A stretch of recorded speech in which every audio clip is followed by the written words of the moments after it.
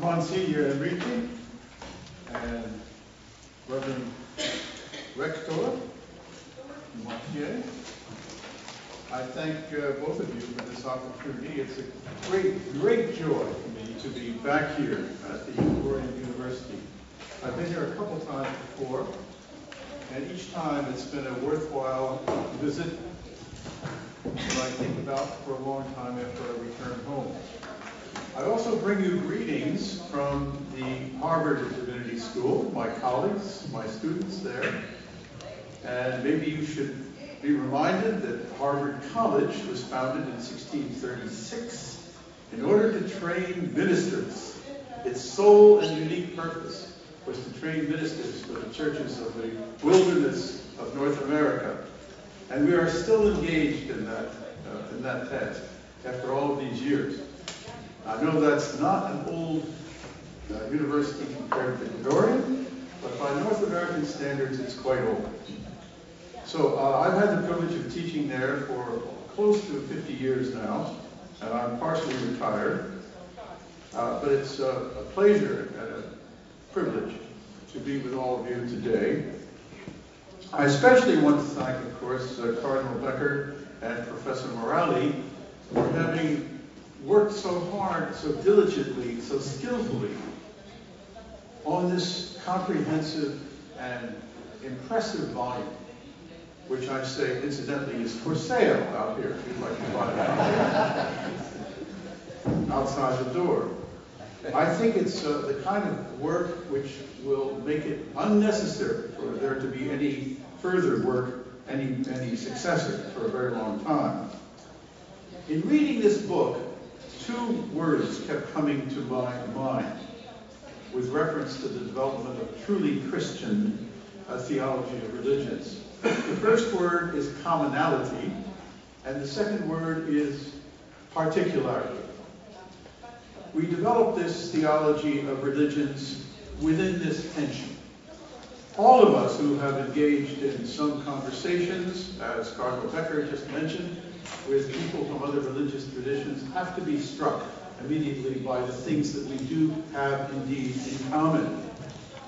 But as we get into the conversations, as Professor Morali has mentioned, we have to be reminded that there is a certain particularity to our tradition as Christians, which is not reducible to a common denominator of the other side. How do we live in the tension between this commonality and the particularity? I was reminded when I read this book also of my very first encounter, you might say my encounter with world religions. It occurred about 25 years ago in the city of Vrindavan in India. It's a Vaishnavite Hindu pilgrimage city. And I had been invited there by one of the priests who was the head of the Vaishnavite temple there. His name is Srivatsa Goswami, had studied at Harvard. He invited me to speak to a group of his colleagues who were priests of the Vaishnavite tradition from around that region. And I recall very well that he told me, please, Professor Cox, don't speak for anything less than 1 hour, or my colleagues will be insulted. And I added together the fact that I would be translated after this 1 hour. So I spoke for an hour, hoping that people would listen, and they did. Before I went, I consulted with some of my colleagues who had some experience in interfaith encounter what to do. This was my first time. And they said, well, what you should do is don't start out with anything particularistic. Start out with what we have in common with Hindus and with other faiths. So as a novice in this whole enterprise, that's what I did. And my talk was largely about our common yearning for mystery and for meaning in life, what we share as human beings. And Vaishnavites, of course, our belief in a personal God. And I talked for almost an hour, and I was translated. And then there was a question and answer period. And the first question came from a bearded sadhu a priest of the Vaishnavite order, who said to me, "Thank you very much, Professor Cox, for what you said. However, now would you tell us something about the Lord Jesus?" Well, I thought, so much for avoiding particularity. These people wanted me to talk about the heart of my faith. They were not satisfied just to stay with the commonality. Of course we had commonalities, we knew that.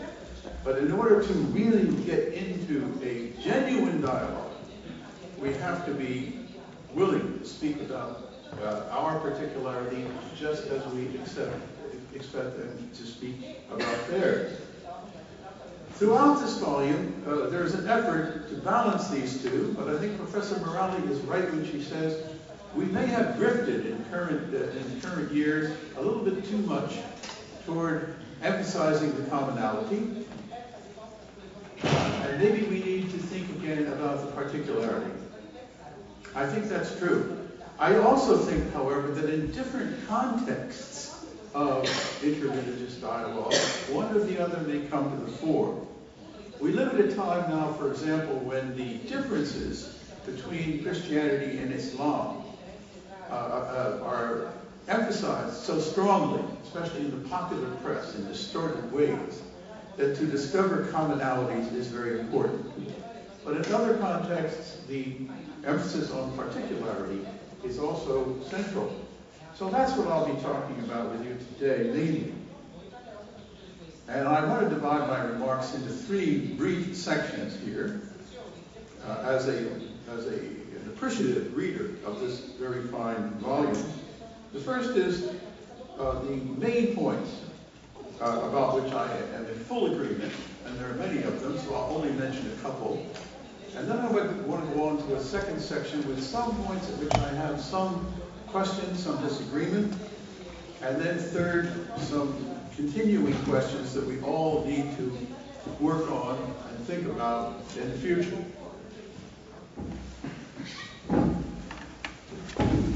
Okay, first of all, is the element of what I would call testimony. Testimony. This occurred to me when I was reading the section in this book about the wonderful contribution to Christian theology of religions made by the late Father Jacques Dupuy, who was also, I understand, a member of this faculty at some point. His point that there is no neutral location from which we can discuss or evaluate religions, other religions or our own religion. There is no such neutral location. We all have to speak about religion from within a particular tradition. And the so-called objective tradition of the Enlightenment or the agnostic tradition is no less a tradition than any of the religious traditions. There we are. We are within, and we speak from within to those who do not share that particular location. There are no sky hooks available to survey the whole scene from a celestial position, no God's point of view. The second thought that occurred to me, with which I am in complete agreement, and I'll come back to this a little later, is the importance of the ongoing dialogue among religions, the ongoing encounters in our own era, which have multiplied to such an extent all over the world, everywhere one looks. This is a new situation.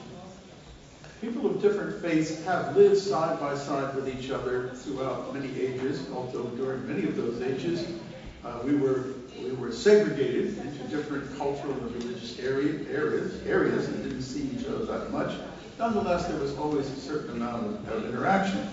However, we have now entered a new stage, I think, in which I have to know from you, and you have to know from me, why there are these differences. Why we live this way and not that way. Why we pray this way and not that way. This is something new. One of the values of this Conning book is that both of the authors remind us we have to speak from where we have been as Christians, and in their case as Catholic Christians, in the area of communication with other religions, engagement with other religions. But we cannot simply repeat what has been said in the past, because to some extent our situation today does differ, and differs markedly and in some very important respects from that of our forefathers. Of course, the question of how and to what extent our new situation enters into our developing of a theology of religions remains one of the wonderful open questions. One of the questions, by the way, to which this volume makes such a valuable contribution. Now, the more interesting part of my talk, I'm sure, will be my listing of some of the areas in which I found myself, at least in some disagreement with parts of this book. I want to begin with a very fine essay included in this book by the late Father Avery Dulles. It's the essay on faith and belief. Faith and belief. I just published a book 2 years ago called The Future of Faith. So I was thinking for months and years before that about the nature of faith and consulting sources, talking with colleagues, thinking through this. What is the future of faith? What is faith anyway? As we use it in the term interfaith, for example, encounter. The relationship we're talking about here is between fides and credens, faith and belief. It doesn't translate as easily into all languages, but it is an important distinction. Now, what Father Dulles is trying to do here is to defend what he takes to be the traditional Catholic position. He takes it and defends it against some recent Protestant and Catholic alternatives. The Protestant alternative, against which he places his own position, is that of Wilfred Cantwell Smith, but he also includes Paul Tillich. And I have to disclose, I suppose at this point, that both Wilfred Smith and Paul Tillich were among my revered teachers, and may they rest in peace. Against the Catholic side, he addresses the theology of Bernard Lonergan, the Canadian Jesuit. And it was interesting to read this, in part because Dulles wants to question whether we can separate belief from faith as much as these two thinkers do. Wilfred Smith, for example, believed that faith is a universally present dimension. The need for faith, the hunger for faith, the possibility of faith is in every human being. And he bases that on his widespread study of comparative religion and also philosophy. And that every faith, every person has some faith, but the traditions through which we express these faiths do vary from each other. In fact, Wilfred Smith came to the rather startling conclusion during his life, as you may know from his wonderful book called The Future of the Meaning and End of Religion, that perhaps the term religion itself is no longer a very useful one when we're talking about world faiths and about the encounter of Christians with people of other traditions. Maybe, and he at least persuaded me, the term religion itself is a Western term, which has been imposed on other people, other cultures, other ways of praying and worshiping, and has, in some instances, in fact, in many instances, distorts the reality by imposing a Western category. That was Wilfred Smith's position. Yeah, in this particular discussion, however, Father Dulles is going back, is comparing Wilfred Smith with Thomas Aquinas, with St. Thomas Aquinas. And he does that in part because Wilfred Smith also goes back to Thomas Aquinas.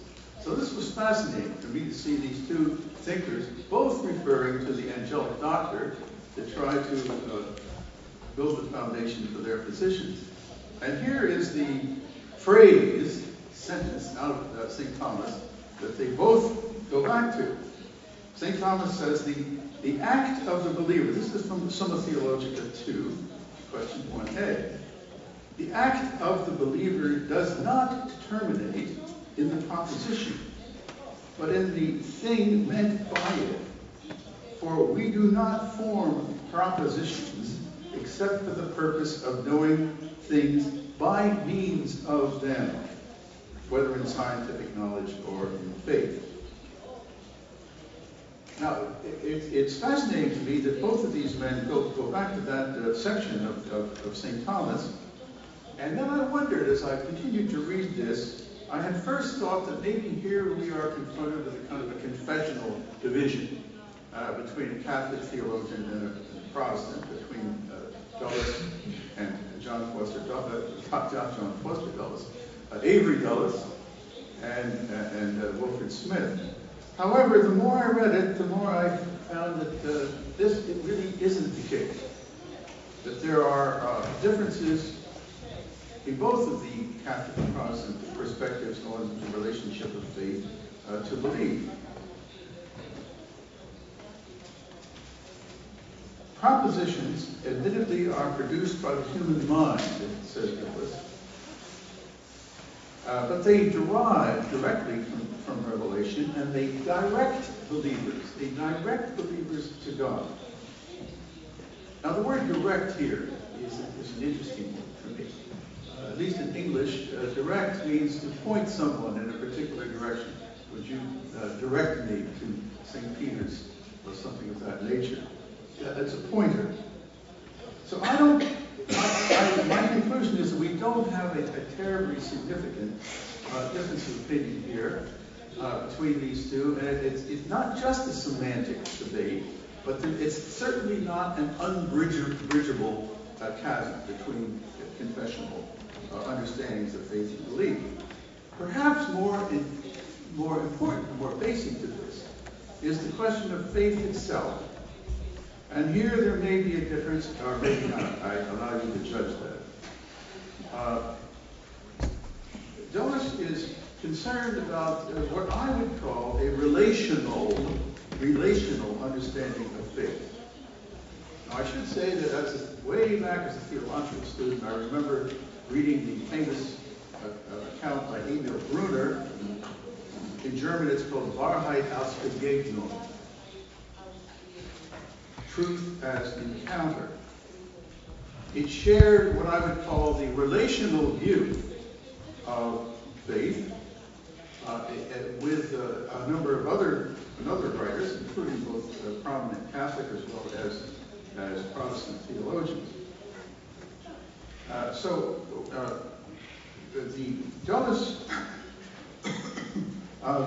Dulles believes that the separation of faith from belief, with which he's obviously in disagreement, may have been motivated, and this relational view of faith may have been motivated, in fact, by Wilfred Smith's desire to facilitate more easily interfaith communication. If we all have faith, but traditions vary, maybe that changes the way the encounter continues. And he, again, I should say that he was suspicious of the whole use of the word religion. That was not the proper way to go about it.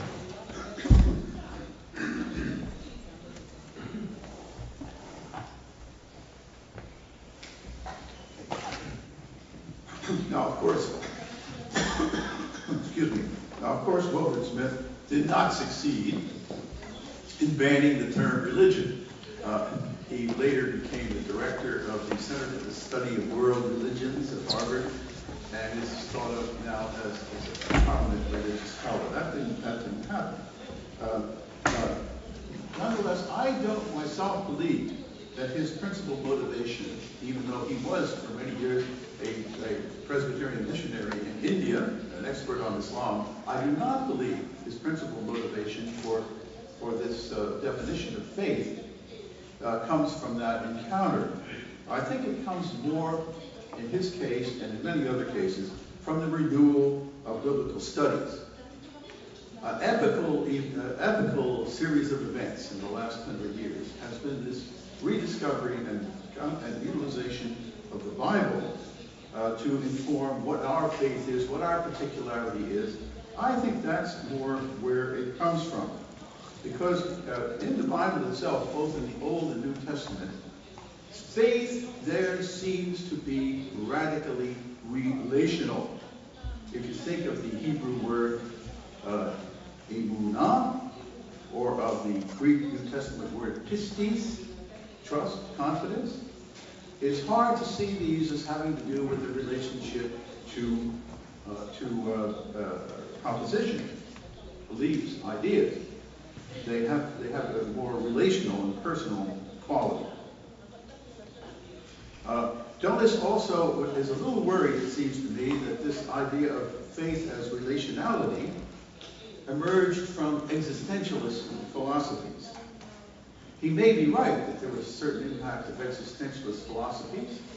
However, one has to ask, how does that enter into the balance here? Do we think of existentialist philosophies as they were more important, perhaps a few decades ago, as misleading in every respect, or do we have to think of existentialism in some of its forms as emerging from Christianity, especially from the thought of Søren Kierkegaard and others?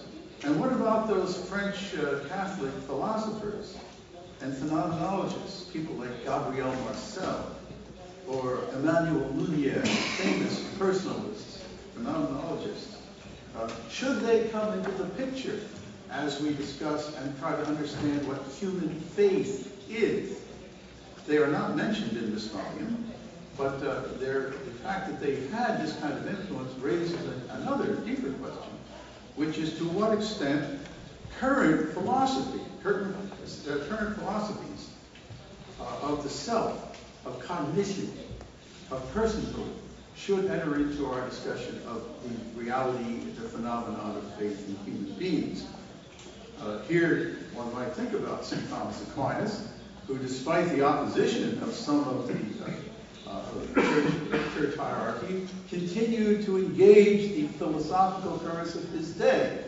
The Aristotelianism that you mentioned, which was abroad and was condemned frequently, but he still engaged it. He thought it was important. He responded to it, and he utilized it in his massive and still enormously influential theological work to this day. Now, here's what I want to recur to, a statement that was made on the very first day, and perhaps disagree to some extent with it, when Father Chapman was speaking about faith and belief, and he made the statement that, remember, he tells his students all the time that Jesus Christ said, "I am the truth. I am the truth. I am not a feeling. I am the truth." Now, this is certainly true, and we should bear it in mind. However, as I thought back about that statement that evening, I remember that to say, "I am the truth," is coming from the person of Jesus Christ. Jesus Christ is a person. So if "I am the truth" is the key phrase here, then a relation to truth is a relation to Jesus Christ as a person, a personal relationship. It's relational, at least in my reading of this.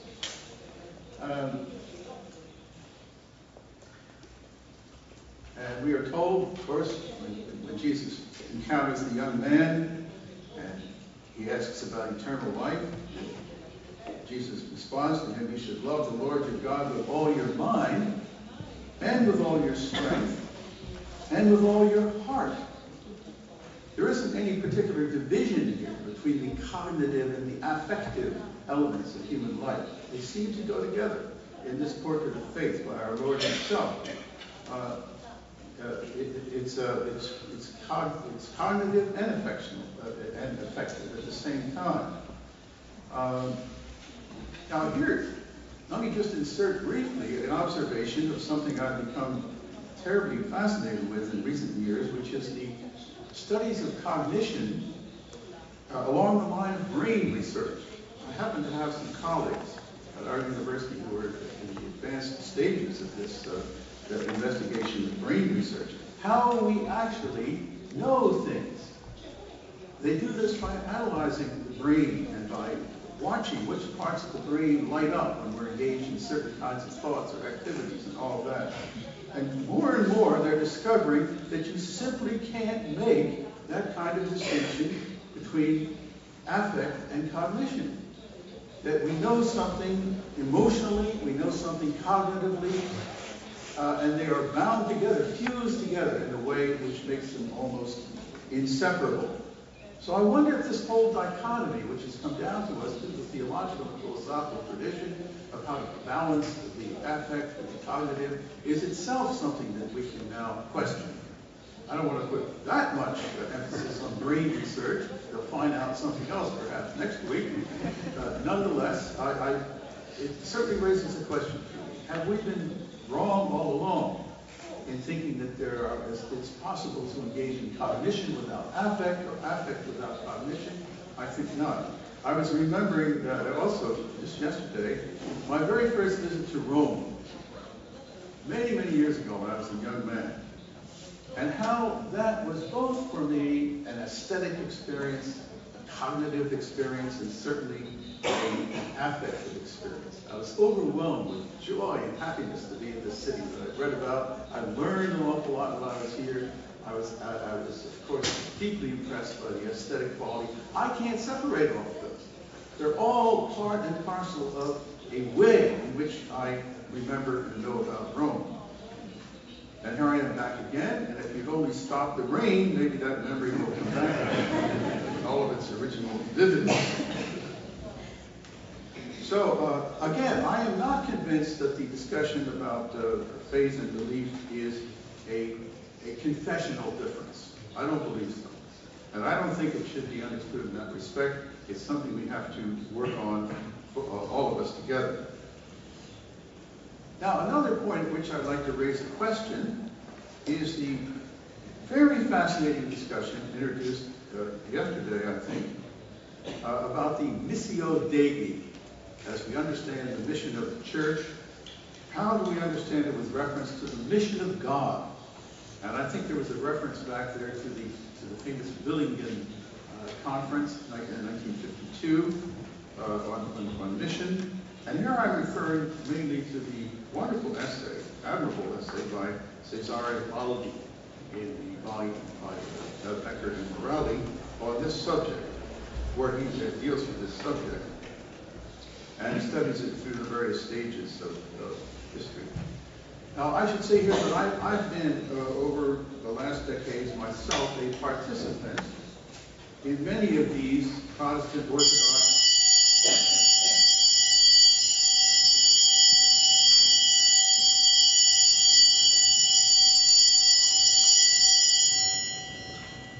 Protestant and Orthodox ecumenical conferences in which the mission of the Church has been thoroughly discussed, and the theology of that mission has been discussed. So I'm speaking here in part from experience. And I'm grateful that Baldi pays some attention, as some of the other speakers have here, to these conferences and the thinking that they have contributed. It made me think that we need more of this back and forth. I'm appreciative of Catholic theologians reading the material that comes from these Protestant and Orthodox gatherings, and I wish more of our students could be more familiar with the documents, for example, about II on mission, the Ad Gentes and Lumen Gentium and all the rest of them, and I'm afraid they're not. And I was not particularly comforted to hear that many Catholic students are also not particularly familiar with these documents. I think we all need to be more familiar with everything that's going on because this is a task we all share together. Now, Baldy believes, however, and here I have a fairly serious disagreement with him, I think, that the influence of Karl Barth is rather large, Protestant theologian Karl Barth, in these ecumenical discussions. And here's the way he puts it. And I think this is unnecessarily oppositional.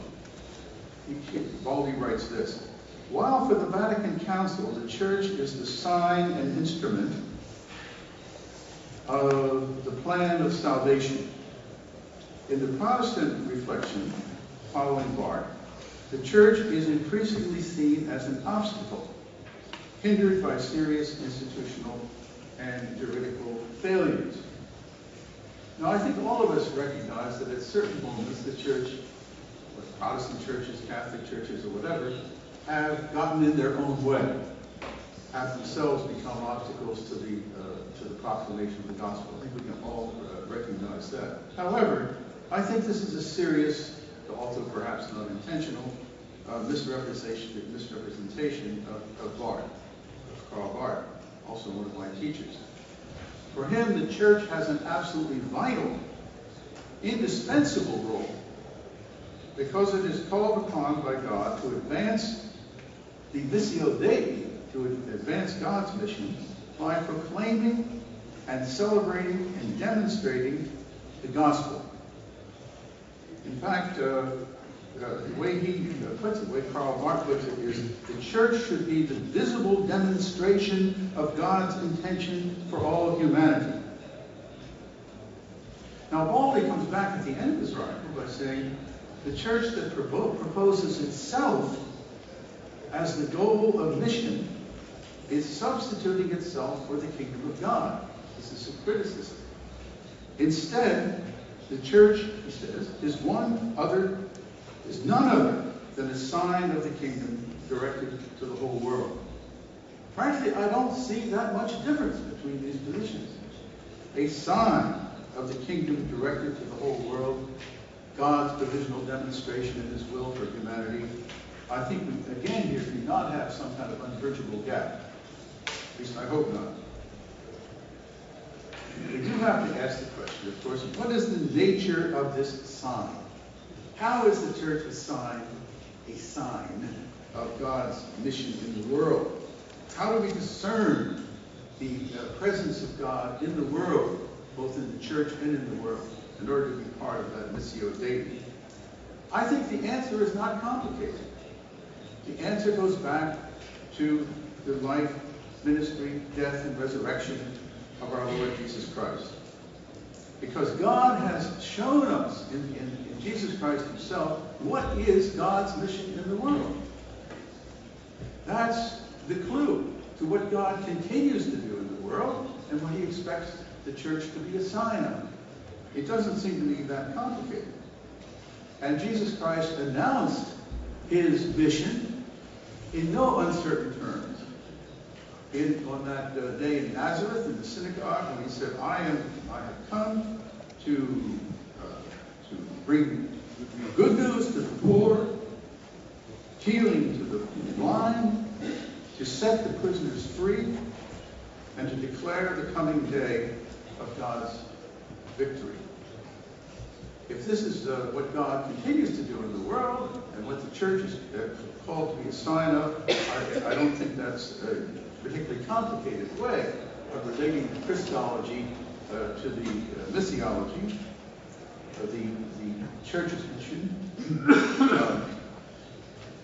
Now, when I first was sitting here the last few days, I was wondering why we were having this conference here, both on the theological basis of the mission of the Church, on the one hand, and on theology of religions. How do they go together? I'm coming to the conclusion that there is a purpose for a theology of religions in forming an interfaith encounter. And the purpose, of course, is the advancement of the Missio Dei. The purpose is the interfaith encounter should be a part of the church's mission. The mission is that of being a peacemaker, of contributing to the peace among the peoples and nations of the world by contributing in part to the peace among religions. As someone has once said, there can be no peace among the nations until there is also peace among the religions. Now, I'm going to conclude with what I call continuing questions, what Cardinal Becker calls matters awaiting resolution. I like that phrase, awaiting resolution. Matters awaiting resolution. We may wait a long time for the resolution of some of these questions. Maybe they will never be fully resolved. The first one is what I call Jesus and Christology. Throughout this book, there is clear agreement that Jesus Christ, the announcement of God's good news, the good news of his gift of himself to the world, must be the foundation and starting point for Christian theology of religions. There seems to be no disagreement about that. I want to suggest, however, that as we think of Christology as the key element in a theology of religions, something other than or more than the sacrificial death and resurrection of Christ should be brought into the picture. The full incarnation, the story of how God lived among us in Jesus of Nazareth, what he did. Because the same Christ who rose from the dead, we believe, is the Christ who lived among us, walked among us, and therefore something about that life can and should inform our understanding of an interfaith dialogue. I'm going to try to say why, and how that might be. He was the same one who non-violently confronted the oppressive rulers of his time, who fed the hungry, who healed the sick. However, too often, Christological reflection has separated the so-called pre-Easter Jesus from the post-Easter Christ. And I'm suggesting here we need to have these much closer brought back together. Now, I understand there are reasons for a kind of soft peddling of what's sometimes called the historical Jesus. The whole tradition, 19th and 20th century tradition of reducing Jesus to the wise teacher of Nazareth, the healer, the man of wisdom, and so on, neglecting that Jesus Christ, who is in fact God's manifestation in the flesh, to all of us. I understand that problem. However, I think that there has been an overreaction sometimes in emphasizing only the passion narrative and not enough the actual life of Jesus and his, in this case, his encounters with people of other religions. He did encounter some. How did he deal with that? Of course, Jesus never met a Buddhist, as far as we know. Never met a Hindu. And Islam had not yet come to birth. But Jesus did meet Samaritans. He met Gentiles, both of whom followed religious traditions other than his own. He healed the daughter of a pagan centurion. He made a Samaritan the hero of his most famous parable. He had a significant encounter with a Samaritan woman at the well. And now, with increasingly sophisticated studies that we now have of the first century religious culture, derived in part from archaeology, in part from the non-canonical sources of the time, we know more about these religious traditions and the people of the people whom Jesus encountered in the first century world. We know more about them, and we should be taking them into consideration. So the life of Jesus emerges in a somewhat new light here. as in fact, in part, a model of how to deal with those we meet from other religious traditions. And if the Missio Dei can be understood in light of what might be called the Missio Christi, the Missio Dei is exemplified, demonstrated in the Missio Christi, then we do have something to learn here. The earthly ministry of Jesus has something to teach us about our encounters with other religions today. And I wish there had been a little more of this in the Becker and Morali volume. Maybe volume 2 will pick this up. I just finished reading a book by Bob Robinson, published by Cascade Books, called Jesus and the Religions, where he opens up this new frontier in a very, very refreshing way, and makes the case, at least persuasive to me, that we do in fact have something to learn, even from the life of Jesus, about our current situation, albeit the religious traditions themselves we face are somewhat different. For example, Jews and Samaritans did both trace their religious practice back to Abraham, but they differed rather basically about what had happened in between. So here, Robinson, as one example, uses this fascinating conversation of Jesus with a woman at the well in Samaria as an illustration of what he's talking about. Now, if you recall that conversation from John, 4th chapter, 4th verse, he asks her for some water, she gives him some water, and they begin talking. And the woman wants to have a rather conventional conversation along the lines she's familiar with. Oh, well, you Jews worship God in the temple in Jerusalem, and we worship him here at Mount Horizon. She's picking up on what she's heard other people say, no doubt, the conventional approach. And Jesus goes in a completely different direction. He declares that the dispute between Jerusalem and Mount Horizon is no longer so important after all. God is a spirit, he says, and the time is coming, and the time now is, when true worshipers will worship God in spirit and in truth. I don't want to exaggerate the importance of this particular encounter, but I think there is much here that we can learn about our own situation. And most important is that Jesus here introduces what I would call an eschatological dimension. The time is coming, and now is, when the things that separate us, or seem to, will not seem so important. And we'll worship God in spirit and in truth. Again, if there had been a large section in this volume on the eschatological dimension of interfaith encounter, it might have strengthened it. Maybe that's for volume 3. A whole library here before we're finished.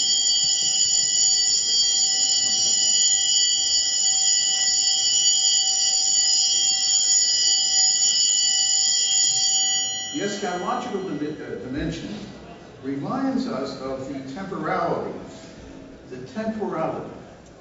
of even our most valued forms of worship, theology and church structure. They should also always be seen in the light of the radically inclusive future that God intends for all humanity. This is helpful when we think about the often seemingly intractable elements of interfaith conversation today. And to lose sight of it is to lose sight of a vital element in what we as Christians bring to the interfaith dialogue. Now let me say one other word before I conclude about this question of what is religion. It keeps coming back. We talk about interreligious dialogue, about encounters with world religions, and I'm constantly haunted by the idea that maybe we are imposing here a Western-derived category on people who don't think of themselves in that way. And of course, this raises the question of how many other unconscious categories, not essential to the faith, are we imposing. After all, the word religion doesn't have very much importance. It's hardly mentioned in the Bible itself. It's not an important term. And only develops more or less in the modern era, according to Wilfred Smith. And mainly almost exclusively in the West. Now, I don't know the answer. I don't know the answer to this question. I wouldn't suggest we change the title of this volume. We're stuck for the moment with the word religion and religions. But let's be aware of the fact that as we do so, we are dealing with categories that are in themselves questionable. Now, finally, I want to talk just briefly in closing here about the enormous importance for the development of a Christian theology of religions, the enormous importance of what is actually going on in the world around us today, which our authors refer to frequently. What is going on? And there are two things that I want to mention with reference to that. One is the startling recognition, mentioned here more than once, that we no longer can refer to Christianity, as we did even when I was a graduate student, as a Western religion. It simply isn't anymore a Western religion. The Western portion of world Christianity is diminishing every day, and the growth area is in the world of the South, in Asia, Latin America, China, India. This is where the growth area is of Christianity now exists. This is where the demographic majority of Christians now live, and it's a growing majority. Now, I want to emphasize here today, I do not believe this is simply a demographic issue. I think this is a theological issue, an ecclesiological issue, because so many of the theological categories that we use somewhat uncritically in Western Christianity derive from our culture, and we now watch the emergence of theologies around the world that do not trace themselves back to the encounter of the gospel of early Christians with the Greco-Roman world. Thank God they moved out of Palestine into the Greco-Roman world. Thank God they entered that philosophical and cultural arena, and they thought through the meaning of Christianity in those terms. But does that mean we have to expect everybody in the world, including Africans and Indians and Chinese, to trace the same path? I hope not. I hope they learn something about the imaginativeness and the boldness of our early forefathers in the Christian faith who made this cultural step into the Greco-Roman world so that they can be inspired to do the same thing within their world. Now, this is, of course, going to produce a certain amount of pluralistic Christianity around the world. There's no doubt about that. We have to be ready to embrace and understand. We have to be patient about the different expressions that Christianity will take as it indeed roots itself in cultures other than our Western one. However, this is where we are. This is a fact of life. Remember that the little country of South Korea now has more missionaries working around the world than any country in the world except the United States. It isn't just demography. It is the kind of commitment and enthusiasm, the depth of faith that is so evident in many of these southern and so-called new Christian communities that we'll be responding to. The second thing that we notice about what's happening in our world today is that these new communities, these growing Christian churches in other parts of the world, and I repeat here, especially in mainland China, which may, in fact, in another 10, 20, 30 years, have one of the largest Christian populations of any country in the world, mainland China. That wherever these people are, they are living in the presence of religious traditions and cultural traditions that are not themselves Christian. A little bit like the distinction that was made yesterday between the three different types of people for whom the new evangelism is to be directed. These are people for whom interfaith conversation and dialogue and encounter is not a specialty carried on by experts in seminars. It's something they live with every day. Their neighbors, the people they go to work with, the people they marry are people from other religious traditions, which monitors the actual size and location of the newly religious pluralistic groups in the United States of America.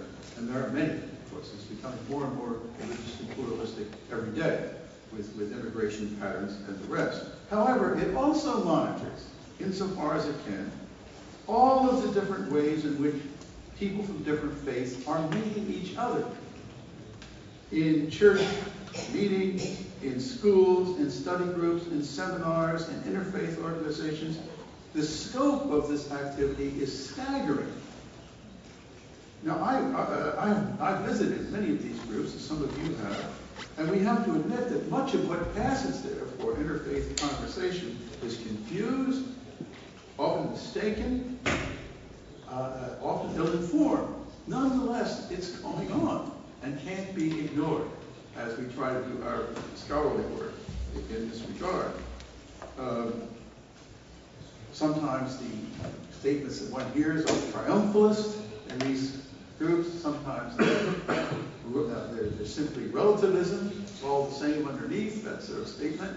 But there it is. It's a fact of life that we simply have to deal with, and to try to develop a theology of religion without reference to this reality that's staring us in the face, I think is idle. Now, one other word, and this will be my last one, and that has to do with